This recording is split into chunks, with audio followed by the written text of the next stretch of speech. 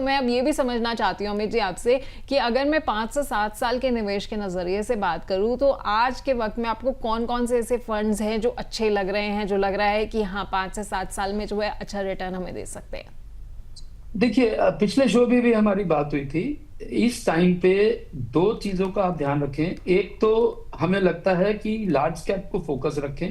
जी। अभी mid cap से बहुत दूर रहने का टाइम है। हमारी वैल्यूएशन मैट्रिक्स जो हम लोग अपने प्रैक्टिस में हम लोग यूज करते हैं, मिड कैप से अभी थोड़ा दूर रहने का सलाह दे रहे हैं। स्मॉल कैप में थोड़ा धीरे धीरे करके एंट्री लें, जल्दी एंट्री लेने की जरूरत नहीं है। लार्ज कैप पे एक तो फोकस कर सकते हैं। दूसरा, अगर आपका 5 साल का है तो मैं आज एक आपको बोनस के तौर पे एक और बात करता हूं। अपने पोर्टफोलियो में आप गोल्ड सिल्वर फंड्स को भी ऐड कर सकते हैं। अभी उम्मीद करी जा रही है, जिस तरह से जियोपॉलिटिकल सिचुएशंस चल रही हैं और ओवरऑल इकोनॉमिक सिचुएशंस हैं, गोल्ड और सिल्वर कुछ फंड्स ऐसे हैं जो एक ही फंड गोल्ड सिल्वर फंड में भी कवर करते हैं उनको, या अलग से गोल्ड अलग से सिल्वर, या मल्टी एसेट फंड एक अच्छी कैटेगरी है। इस कैटेगरी को भी अपने पोर्टफोलियो में ऐड करके चल सकते हैं। अगले 4-5 साल के लिए मेरे हिसाब से ये कैटेगरी बेहतर प्रदर्शन करेगी। ठीक है, तो गोल्ड हो गए, सिल्वर कैटेगरी के फंड्स हो गए, हम फिर मल्टी एसेट फंड हो गए, 5 साल के अंदर जो है ये अच्छा परफॉर्म कर सकते हैं। सर, अगर कोई नया निवेशक है और 10,000 रुपए महीने की सिप शुरू करना चाह रहा है तो उसके लिए क्या सलाह रहेगी आपकी? तो जो अभी कुछ पोर्टफोलियोज हमने आपके यहीं पर एनालाइज करे हैं, जिसमें से हमने कैटेगरीज देखी हैं, उनके पास हैं, तो मोटा मोटा मैं ये कहूंगा, अगर एसआईपी कर रहे हैं तो इस टाइम पे फ्लेक्सी कैप फंड को बेस बनाएं। 4 से 4,000 तक का पोर्टफोलियो, 5,000 तक का पोर्टफोलियो वो अपना फ्लेक्सी कैप फंड में ले सकते हैं। अगर उनका निवेश का होराइजन 10-15 और ज्यादा का है, छोटे पीरियड का नहीं है, तो एसआईपी शुरू कर सकते हैं मिड कैप में भी और स्मॉल कैप में भी।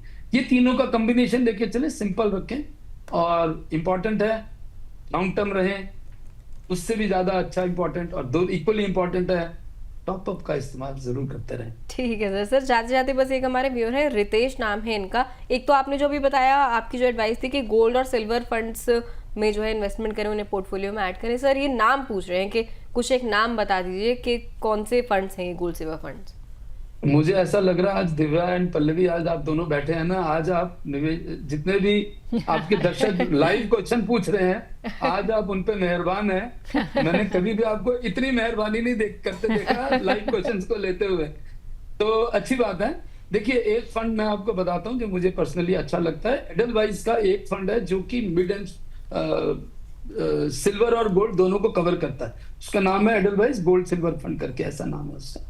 वो एक फंड को आप देख सकते हैं। अगर आप दोनों के अंदर, इसमें अच्छी चीज मुझे क्या लगती है, देखिए, अगर आप अलग से गोल्ड फंड लेते हैं, अलग से सिल्वर फंड लेते हैं, तो आप डिसाइड कर रहे हैं कि कितना गोल्ड रखना है, कितना सिल्वर रखना है, और एज एन इन्वेस्टर कभी कभी आप रह सकते हैं पीछे। मगर यहाँ पे हम फंड मैनेजर को ये ताकत दे रहे हैं कि अगर फंड मैनेजर को लगता है गोल्ड बढ़ाना है या सिल्वर बढ़ाना है, तो फंड मैनेजर अपने आप वो काम एक्टिवली कर सकता है।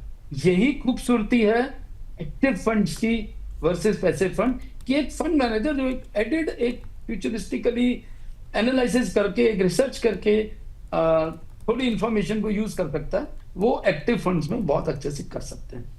ठीक है sir, okay. Otherwise simply speaking, दोनों गोल्ड के और सिल्वर के पैसिव फंड्स बहुत सारे हैं। आप टाइप करेंगे कोटक गोल्ड फंड और ऐसे बहुत गोल्ड फंड्स आपको मिल जाएंगे। सिल्वर में कम मिलेंगे, गोल्ड के बहुत सारे मिलेंगे।